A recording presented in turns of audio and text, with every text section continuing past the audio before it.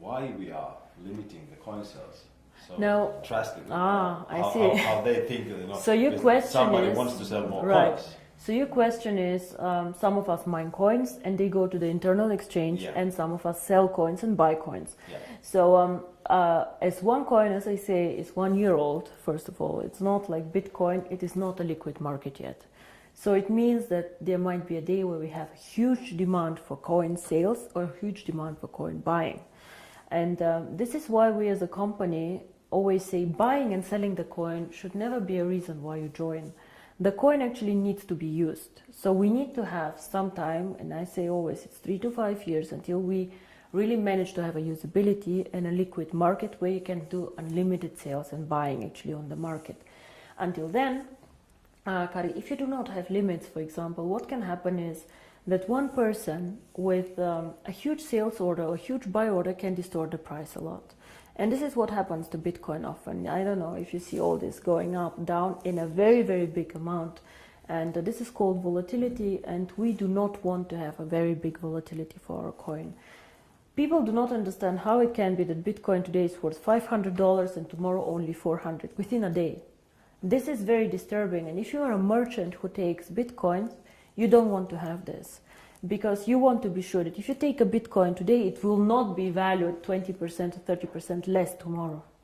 Of course, you're very happy if it's valued 30% more, but it goes both sides. Absolutely, yeah. So cryptocurrency is one of the riskiest assets actually out there. High volatility, low liquidity on the markets. So for us to achieve a high liquidity, we need to work first on the value creation of the coin, on the liquidity, and it will take time.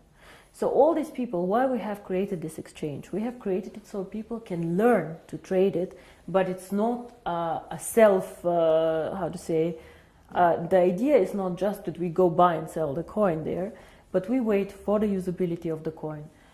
This coin is very, very young. We have so much way to go, but we have created miracles already. So I'm looking very, very positive into the future. But remember, the internal exchange is demand and supply.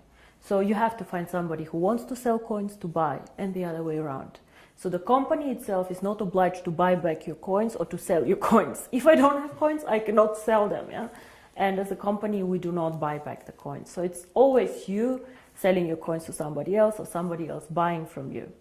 Don't forget also a bit the time differences. When China sleeps, you're awake, and so on. So sometimes, as I said, the market is not liquid and not efficient yet. And then the other question is, which relate to that, is that how is the value created? Now, there are two questions I think inside here. First is what is the value of cryptocurrency, and the second is how do we determine today if one coin is valued €1, €2, or €5? Yes.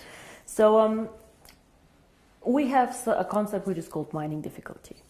And there are calculators out there on the internet for Bitcoin. Everybody can Google them. You just Google Bitcoin mining difficulty calculator and you see how this is calculated. It's a very, very simple thing.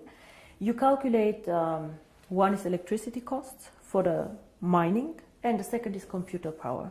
So to mine a coin, you need obviously a computer to do some calculations and electricity to get the computer running.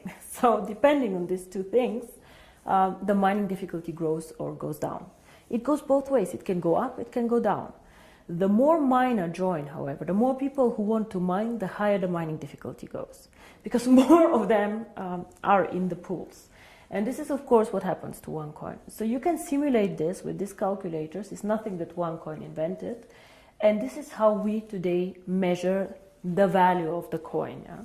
So we say if it costs us €5 to create the coin due to electricity, the servers and the computer power, this is what we think is the appropriate price.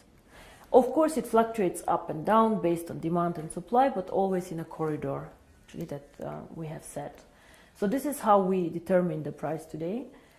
And the second question that you had actually is, but one day we go to the open market, so how do we know what is the value of this cryptocurrency? Why is Bitcoin worth $400 and not 1,000 or whatever?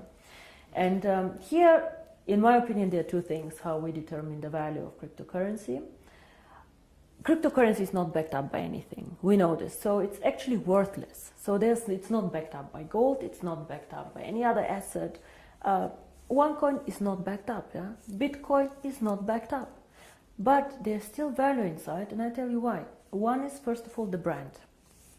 Bitcoin currently have a very strong brand. Everybody knows them. They were the first one. Of course, there are always good and bad things about the brand, but they are very well known. Milka Chocolate is a very well-known brand. Procter & Gamble are a very, very strong brand. So the more people joining Onecoin and the more people speaking about Onecoin, the stronger our brand becomes. And this, I think, is something that makes us really a family, because if you go in the network marketing approach and go and sell shampoo, it does not make you stronger if somebody on a sideline sells shampoo. Only your downline makes you happy. But here, if another team makes Onecoin popular out there, this makes also your coin stronger and your team stronger. And this is something very, very special about Onecoin, I think. So the brand. And we have currently about 2 million paid members. In the database, we have over 10 million people who know about Onecoin. So we for sure have more users than Bitcoin, for sure. We are different, we are in a different system, but there are 2 million people who tomorrow could start using the coin if we want to. And this is great. So this is one part of the value, but most people use Bitcoin currently as value storage, like gold. I put it in the safe and I keep it there, which is okay, but a bit of a dangerous concept. Everything that goes up can also go down, and you're not special. You know, and if you're not special, why use Onecoin? Why not use 2 coin, 3 coin, dark coin, who knows? So we are probably one of, or probably the only company who focuses so much on usability of cryptocurrency. Why cryptocurrency? How can it change the world? And our 2 slogans are the future of payments or join the financial revolution. We believe that actually cryptocurrency can be a vehicle for money transfers.